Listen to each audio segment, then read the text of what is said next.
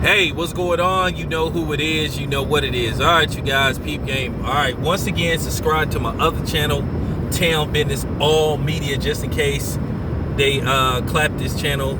You've heard Big Mike talk about it. You've heard Ticket talk about it. That YouTube could and possibly start clapping channels basically for no damn reason. You know, so a lot of people think this is some kind of like. Basically, they think this is some kind of green light for the trolls out there. But that's okay, though. Because guess what? You get certain channels clapped, guess what? Your favorite channel might get trapped. Or clapped, whatever you want to call it. Yeah, trapped and clapped. I like that. Trapped and clapped. You know? See, I come up with these catchphrases. But anyway, like I said, man, I told y'all it's best to just leave this alone. Because what you gonna do if my channel get clapped, but then your favorite channel get clapped? Because you know, I don't know if you guys know, the Eminem fans seem to be very upset with me because I don't want to worship Eminem's funky draws. Because like I said, there's this thing with the other people that you have to like Eminem because they say so. And if you don't worship the ground Eminem walks on, you're a hater, you're a racist. You know, like everybody, like it's mandatory to have to like Eminem. Like you can't say nothing about Precious Marshmallow Matters. You know, Mr. I can dish it out, but I can't take it. Mr. Oh, I might sue Nick Cannon. But anyway, let me get to the subject at hand. I want to talk about a video that Too Raw for TV put out. Please subscribe to his channel, Too Raw for TV. Big Mike. Subscribe to this channel, please, man. Great basketball content, great content, period. But he responded to a video I put out, but I'm gonna respond to a video he put out in regards to talking about Chris Webber. You know, I gotta say this about Chris Webber, and this is the honest to God truth. I hate what has been done to Chris Webber. You know, Big Mike was talking about Chris Webber should be in the Hall of Fame by now. Chris Webber retired in 2008. Chris Webber has been officially retired for 11 years, pretty much. He was eligible for the Hall of Fame 5 years ago. This is his 5th year of eligibility. I think next year will be his 6th. But I want to give you some examples of guys who are in the Hall of Fame compared to Chris Webber. Grant Hill got into the Hall of Fame on the first ballot. Tracy McGrady got into the Hall of Fame on the first ballot. Many people believe that Chris Bosh is going to get into the Hall of Fame on the first ballot. I think Chris Bosh is damn near. I think he is damn near a lock that Chris Bosh gets in on the first ballot. But 3 years ago, 2 or 3 years ago, we all talked about this. We were all puzzled. You heard Ticket talk about it. You heard Too Raw talk about it. You heard quite a few people talk about it. That Tracy McGrady went to the Hall of Fame on the first ballot, and we named several people who should have been in the Hall of Fame over Tracy McGrady, but Tracy McGrady was voted into the Hall of Fame on the first ballot. Okay, Grant Hill was voted into the Hall of Fame on the first ballot. Now, here, Tracy McGrady is a multi-time All-Star. I think he's a 3-time NBA leading scorer. You know, he was drafted out of high school. He is the second cousin, I think, of Vince Carter. Tracy McGrady had like his first 2-3 years, he didn't play much. You know, he put up okay numbers. He signed as a free agent with the Orlando Magic, and he went on like a tear. He had a good 5, 6, 7 year run where he just put up some big numbers. You know, he was then traded to Houston, still had solid numbers in Houston, but he was, you know, plagued by injuries like the latter year of his career. He did manage to score 18,000 points. Tracy McGrady, if he wasn't plagued by injury, he would have hit 20,000 with ease. He probably would have ended up scoring like 23, 24,000 points. That's one thing he could do. He could score. 6'7", 6'8". I think he was listed at 6'9", but I don't think Tracy McGrady was 6'9". I think Tracy McGrady was like maybe at best 6'8", but he wasn't no 6'9". He might have been, but I doubt it, because I know they had Antoine Jameson listed at 6'9", and Antoine Jameson was not 6'9". Antoine Jameson at best might have been 6'6", 6'7" with shoes on, maybe. But he was not 6'9", and I don't know why the NBA does it. Just like Jason Richardson wasn't 6'6". Jason Richardson was like 6'3.5". But nevertheless, I digress, excuse me. Let me get back to the subject at hand. Tracy McGrady scored 18,000 points. Got into the Hall of Fame on the first ballot.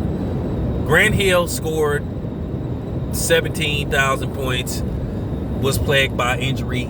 Grant Hill, if he was healthy, Grant Hill would have scored probably 26, 27,000 points. But he was injury prone. But he got into the Hall of Fame on the first ballot. Chris Bosh has scored 17,000 points, and most people believe he's going to get into the Hall of Fame.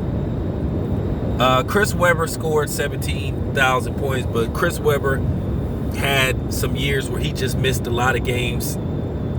Had he got those games, Chris Webber probably would have scored 20,000 points with ease. But you got Tracy McGrady. You got Grant Hill, who you could make a serious argument that they shouldn't have got into the Hall of Fame on the first ballot. What made Grant Hill a first ballot Hall of Famer? And I'll wait for somebody to tell me. Grant Hill, to my knowledge, he didn't win anything. Tracy McGrady, if I'm not mistaken, didn't win anything. Or he might have been on one of those San Antonio Spurs teams, and he got like what you would call a mercy ring, like Mitch Richmond got playing for the Lakers, but he wasn't a factor. But I don't think Tracy McGrady won anything, and Tracy McGrady, every team he was on, he never could get out of the first round of the playoffs. But he got in. Okay, so that's crazy. So now you get to Chris Webber. You asking that question, why is Chris Webber not in the Hall of Fame? And this is like like I said, he's on his fifth or sixth year eligibility. Okay, I understand first ballot, second ballot. Okay, that's understandable. But third or fourth ballot, he should be in there. Most of us thought that he was going to get in there. Most people thought that he was going to get in there maybe this year. Because this class was very mediocre. I can understand the 2018, it was stacked. Ray Allen, Jason Kidd, Steve Nash, a couple of other people. And I'm going to do a video about Chauncey Billups, too, if Chauncey Billups is a Hall of Famer. I'm going to do a video about that, too. That's coming soon. And I'm going to do a video about Robert Horry. But let me get back to Chris Webber. Chris Webber's got this stigma that's following him and unfairly been following him since the days of Don Nelson and the Golden State Warriors. And I think Don Nelson single-handedly played a role in just damaging Chris Webber's reputation. Now, when Chris Webber was the number 1 overall draft pick, 1993. He played 1 year at Michigan. He played with the Fab Five. Okay, he played with the Fab Five, and he was the number 1 overall draft pick. He was drafted by the Orlando Magic, and he was traded to the Golden State Warriors in exchange for Anthony Penny Hardaway. That is another video that's coming up about should he be in the Hall of Fame. Penny was that dude. But nevertheless, there was this time before, this was before social media. So basically you went by what mainstream media told you. And Don Nelson had ran a smear campaign against Chris Webber, saying that Chris Webber is difficult to deal with.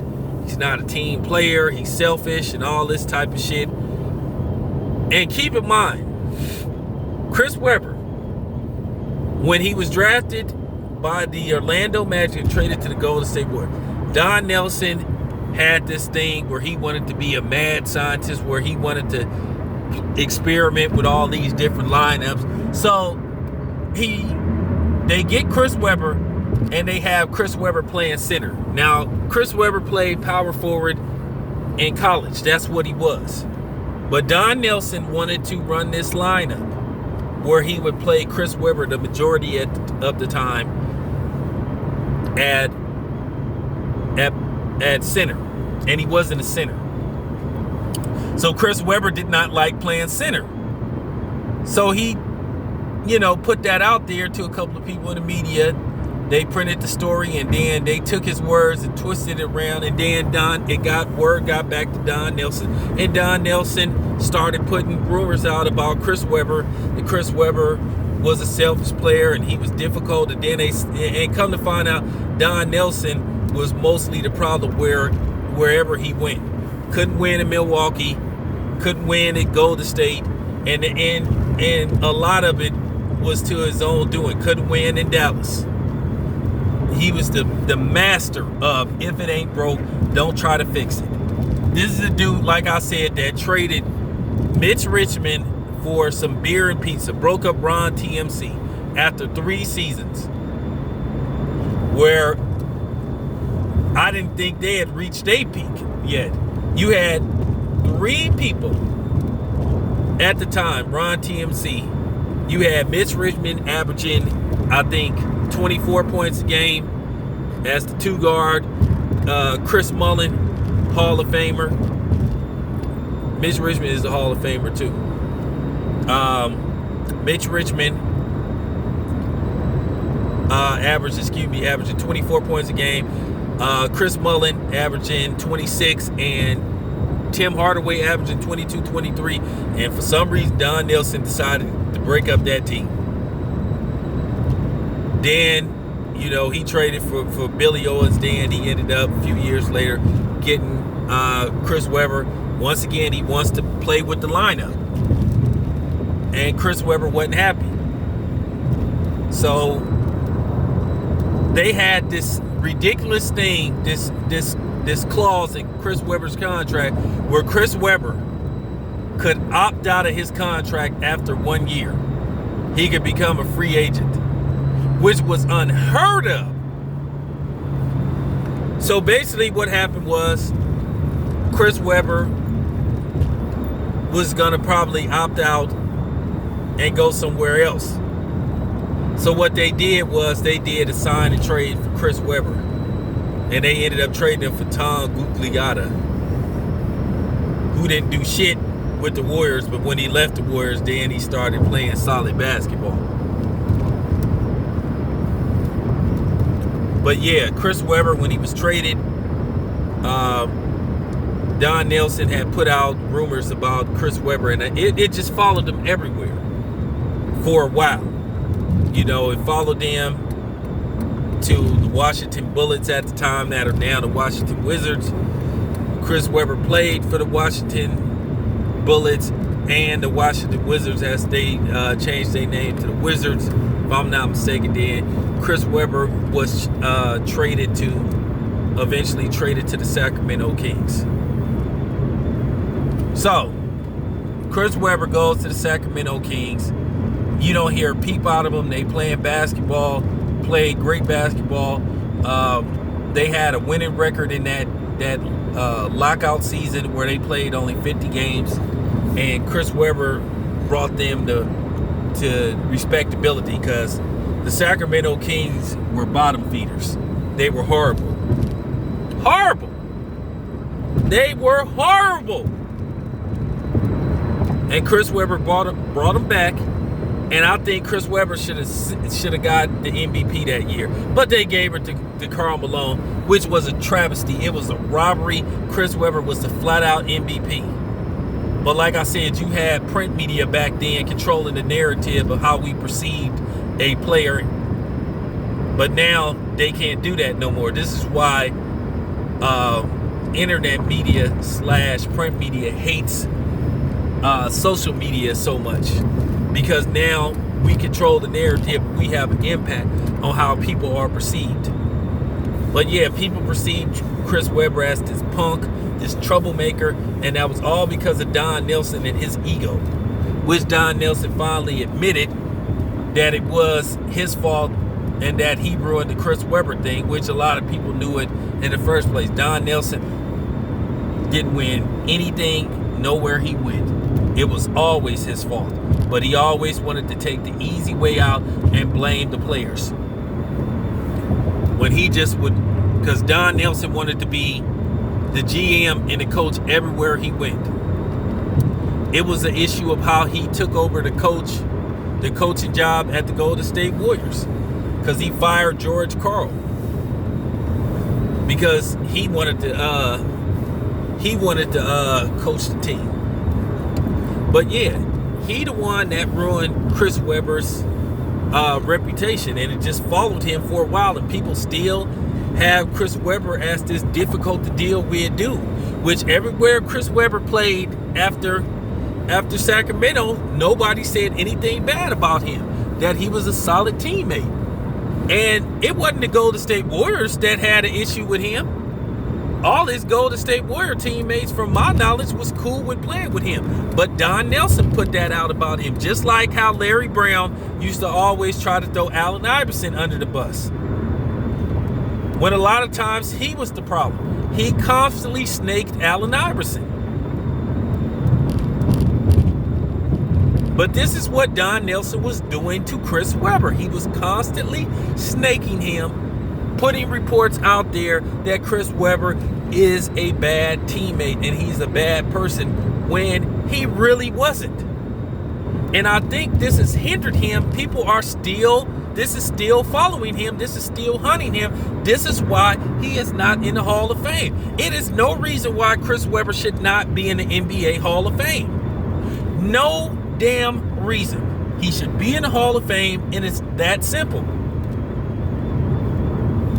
He is a true victim of politics. He should be in the damn Hall of Fame. Period. No questions asked. Like I said, if you got Grant Hill in the damn Hall of Fame on the first ballot, and you got Tracy McGrady in the Hall of Fame on the first ballot, then you should have Chris Webber. End of story. This is your boy Town Biz. I'm out.